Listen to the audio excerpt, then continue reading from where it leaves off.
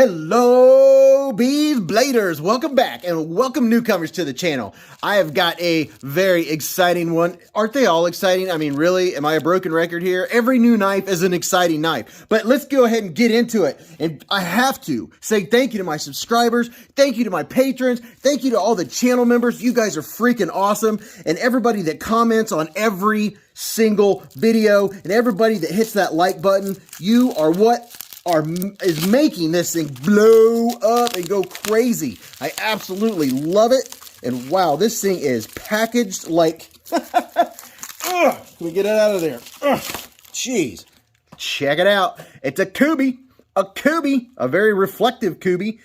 Can we see what it says here? The KUBEY KU003 tactical folding knife. All right, let's get in here and see what it looks like. Today, the honorary unboxing knife is going to be the KUBEY Royal, which is very sweet. The KUBEY KU321, and I was influenced to buy this by Lefty EDC. So I think we're going to share the unboxing. We'll do about halvesies with the KUBEY Royal. This is fun. Boom, there we go. Let's get in here and check it out. Ooh, yes. I can see it. We're sealed up. Gotta get her out of here. But yeah, you guys are freaking amazing. I had so much fun on the live stream Friday. It was so much fun. All right, here you go. There's a look at it. So, all right, that's some good looking G10. Got stuff all over it. Oh, that's pretty nice. A little bit of texture going on there. What do you think, huh? What do you think? There's that side. Here's this side. It's kind of dirty, just to be honest. And that's a different looking clip. Now, I'll tell you this. There's two different versions. This was $30 on the KUBEY website. And the thing is you don't know which version you're going to get. It's either this version that has the bigger jimping and this pocket clip, or the, let's see, yeah, the other version has smaller jimping and it has more of a chamfered edges and it has a clip like this one. But the thing, I think that's probably why they're $30 is you don't know which version you're getting. Oh, that is wicked looking. Would y'all look at it? Just look at it. Here's this side. Wow, that is sweet. So you can get this at White Mountain Knives. They have like one version available, and then there's 4 different versions available on KUBEY's website. And then you can, of course, get this on Amazon, and they are selling fast. Would you look at that wicked recurve and the tanto, and the, like, is that a dual, is this a, is that a hollow ground? Hold on, I gotta check this. Would you look at that? It's a hollow ground. Oh, that means it's gonna be slicey. Ooh. Let me give you a good up closey look here, going all the way down the blade. Really nice, clean. It's bead blasted, obviously KUBEY, and give you a little bit of texture vision. How does it feel? Feels pretty good. It reminds me of Spyderco's G10 with just maybe a tad less texture. I'll show you a comparison here in a little bit. We're going to go through the ergos, action, all that fun stuff, and we're going to take it apart and see what it looks like on the inside. Pocket clip is not reversible. I don't know if it's reversible on the other version. I don't think so. So sorry, no lefty love there. Going all the way down. Feels pretty solid so far. And there you go. It's AUS-10 steel. Very different, very, very different. You don't see a whole lot in AUS-10. I know that I have that in the AD 20.5. Let's get a quick weight and we'll do the specs in less than 60 seconds. It's definitely over 4. I'm going to go with 4 1/4. Maybe heavy. Oh, 4.35. What can I say? 4.36. Very close. Very, very close. Now, are you ready? Let's do the specs. Ready? Go. So your total length's 8.44 inches. You have a tanto blade with AUS-10 steel, and it is bead blasted. Your total blade length is 3.69 inches from the scale to the tip. Your sharpened blade length's 3.44 inches. Your blade width's 0.90 inches. Your blade stock thickness is 119 thousandths, and your thickness behind the edge is pretty much 12 to 13 thousandths. Your handle material is G10, and your close length from tip to tip is 4.77 inches. Your handle width right here is 0.94 inches. Your close width at the thickest point is 1.28 inches right there as I go off the camera. Your handle thickness is 0.53 inches. You have a flipper tab and a thumb hole for opening, and this is a liner lock. And from the looks of it, T8s and T6s, we'll find out what's all on the inside because we're going to take it apart here in just a minute. And this is the model KU003A. Let's see how this factory edge is on some thin catalog paper. Oh, mama. Ooh, not too shabby. No, yeah, I'll take it. I'll take it any day. Let's check out the fit and finish of this bad boy. You've already had a good close-up look at it, and there's a little bit more texture vision for you. It has really good feel to it, really good texture. We'll see what the ergos are going to be like here in just a second. How about our centering? Are we centered? Yeah, it is centered, and it has a nice, strong-looking tip. How about the pocket clip on this bad boy? That is a different-looking pocket clip. Oh, my gosh, it is strong. And right now, you're probably seeing a clip of me putting it in and out of the pocket. And let's see what this... the lockup, it looks good. The lockup's about 50%. You can't complain about that. So let's do some quick size comparisons. Here's your thickness right up against the QSP Penguin. So it's a little bit wider than the Penguin. I'm going to lay some out here, and hopefully you have one or two or all of these so you can get an idea of how small or big this knife is. Here's the KUBEY KU321, otherwise known as the KUBEY Royal, and the ever-loved, ever-so-loved QSP Penguin. There's those two, and how about this? The Spyderco Para 3, trying to line them up pivot to pivot for you. And here's the Spyderco Paramilitary 2. So, yeah, look at that. This is a long knife. It's a long one. Watch your mouth.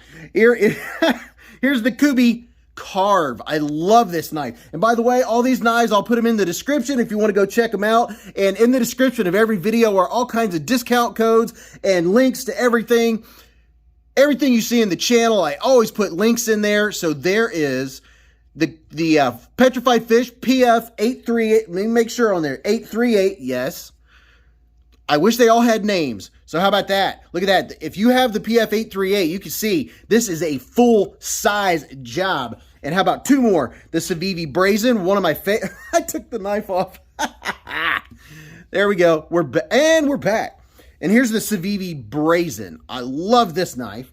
And I have to put in here the Kizer full-size sheepdog non-flipper. So now you have an idea. All right, let's do all the fun stuff. Let's check out the action, the ergos, and see if this thing will flip and fidget. First, if you haven't subscribed, hit that subscribe button. You don't want to miss what's coming up on Beez Blades. And also, hit that bell button and select all. That's how you get notified when there's new knife content. All right, so let's see how it is on the push button. Pretty nice, pretty nice. Ooh, let's do that again. Push button, and look at that. Oh, all it needs is gravity. How about a little bit of light switch action? And can we reverse flick it? Yes! We got the reverse flick going on.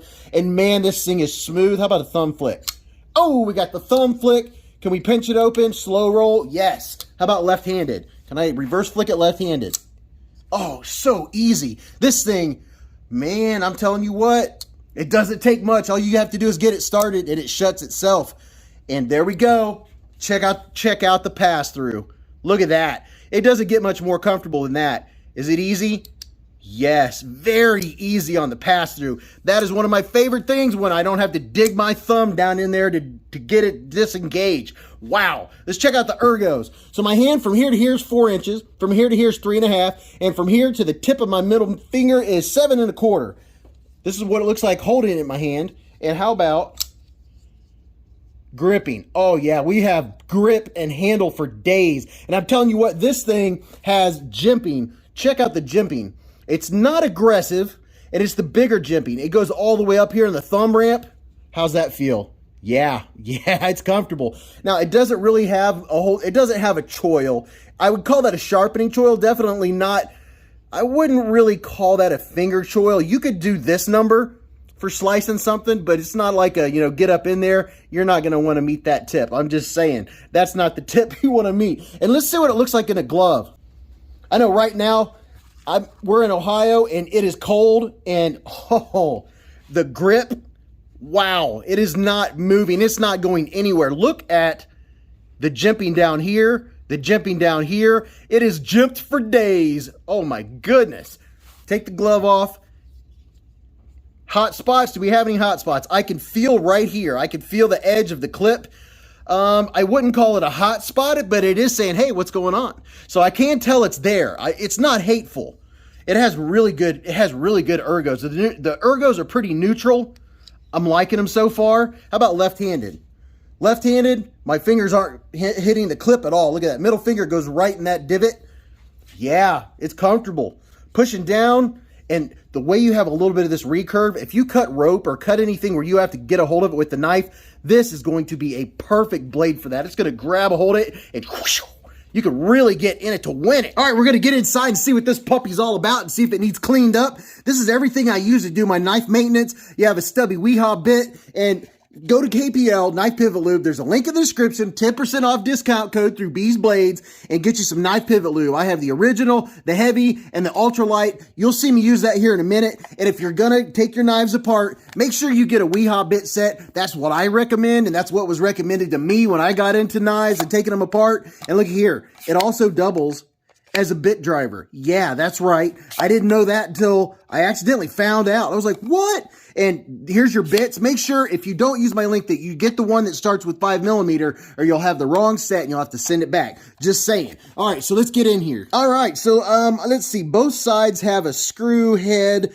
I'm going to go with the clip side and see what happens. And I'm hoping this does have a D-shaped pivot. Let's see what it does. Is it spinning? It is spinning on me. And I don't think it's going to work on this side either. I'm going to try it just to see. Yep, it's spinning. So I'm going to have to get another one. Luckily, I'm prepared. And I'm going to have to get one and hold it on this side, which I prefer a D-shaped pivot, or if there's a notch or something, so I don't have to do what I'm doing right now and use two. But it's nice to have a backup. There we go. There she blows. There she goes.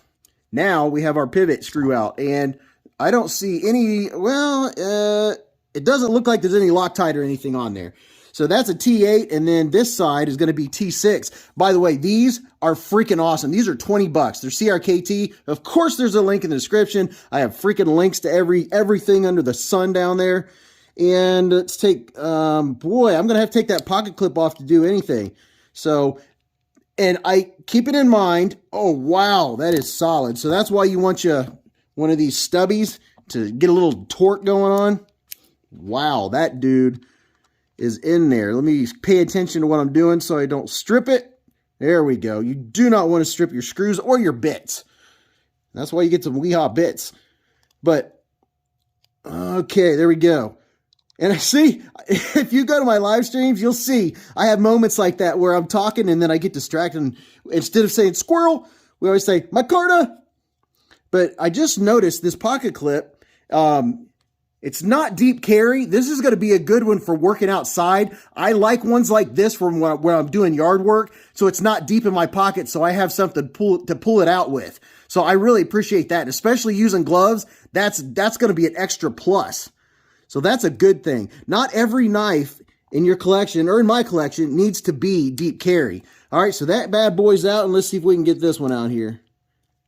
Got that loosened up.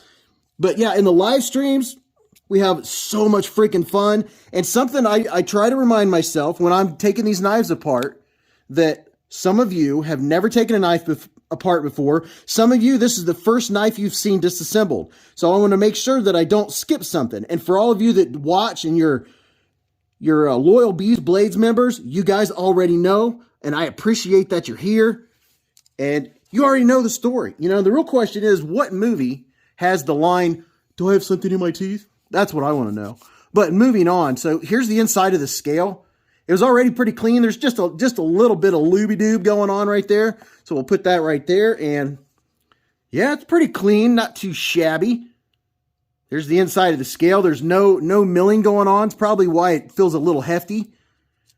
What was it? Just, 4.33 ounces? That's not too shabby.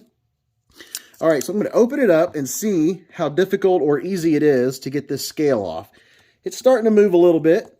Starting to get a little wiggle room going on here. I'm going to wiggle the blade back and forth and see if that helps wiggle it off of the pivot. Yeah, sometimes you got to do a little wiggle in it. Wiggle it just a little bit. Since it's being difficult, I'm going to use I think it's called a spudge bar. It's just a plastic pry bar, basically. There we go. That did the trick. So I got this on Amazon. I'll see if I can find it, put a link in the description. I got a couple of them. They're just a plastic, so I'm not putting metal on metal. Here's the stop pin that came out. And here is your pivot. And look at that. I love me some ball bearings. And the question is, are these steel ball bearings or are they ceramic? We're going to check. We're going to check. And there's that side. Look at that. Love me some ball bearings. I just think they're so cool. So cool. So we know we don't have a D-shaped pivot because I had to use 2 T8s to get it loose. So I'm going to get a magnet. Let's see if it sticks to the magnet. No, ceramic ball bearings. KUBEY's not messing around. That's why that action's so good. So good. All right, so I'm going to set these right up here.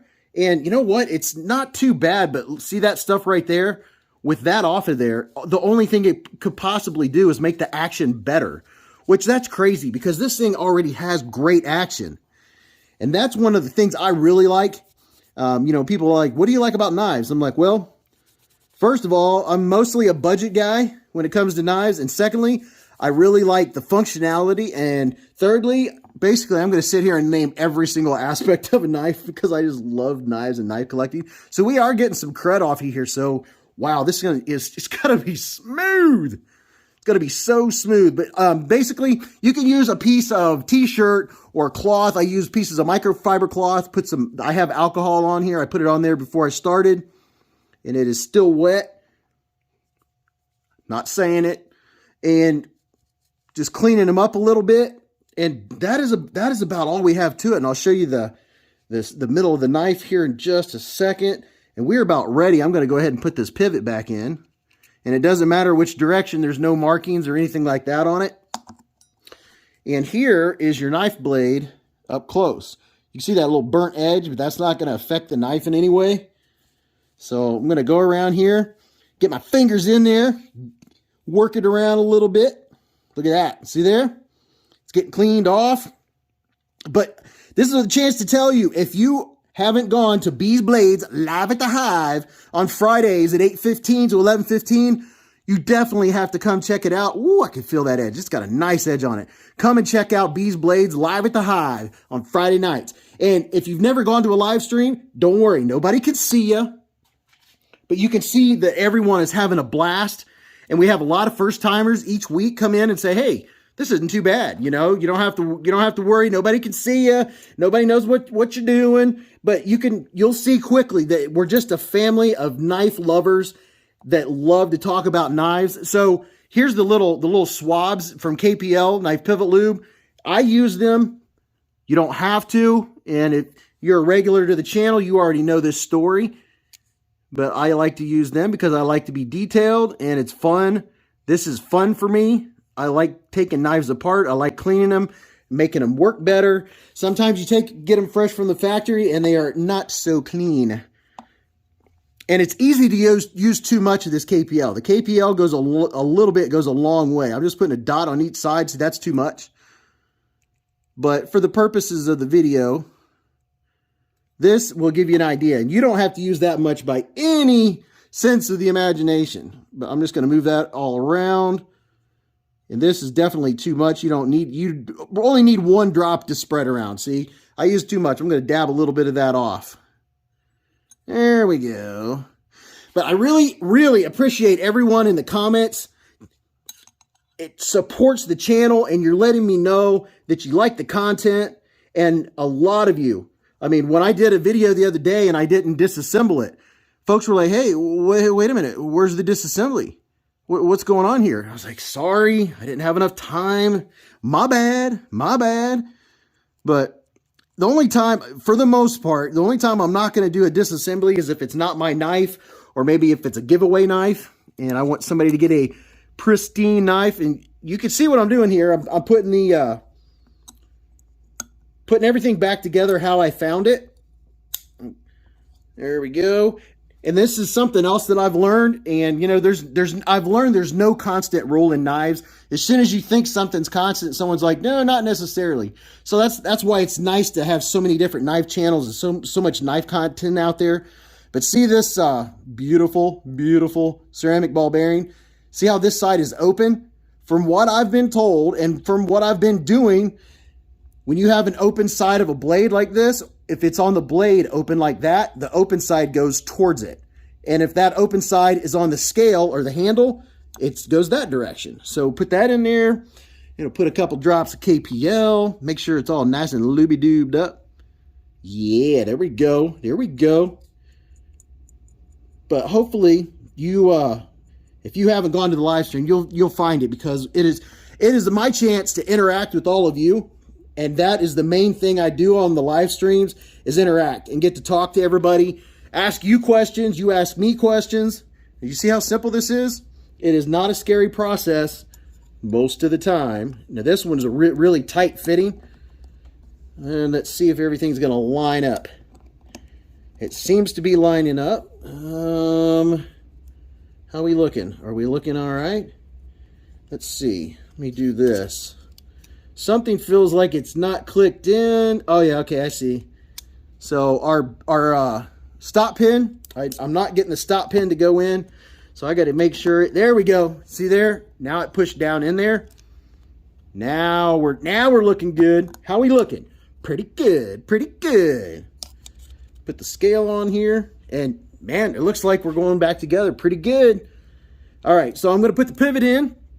And see, I like it. Well, I'm going to speak too soon. I'm going to say I like it when they disassemble and reassemble fast. Watch me have a big problem here in a second.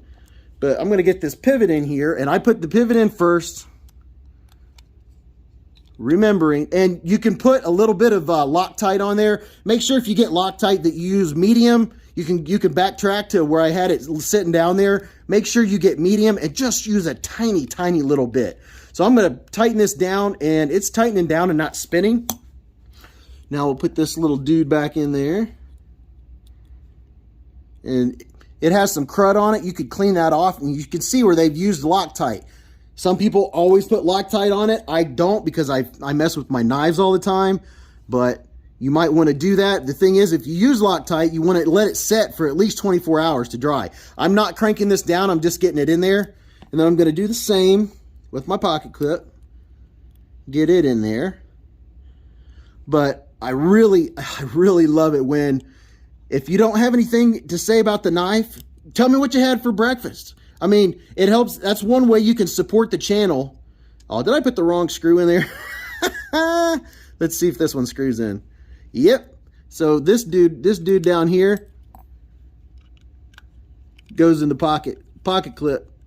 That's funny.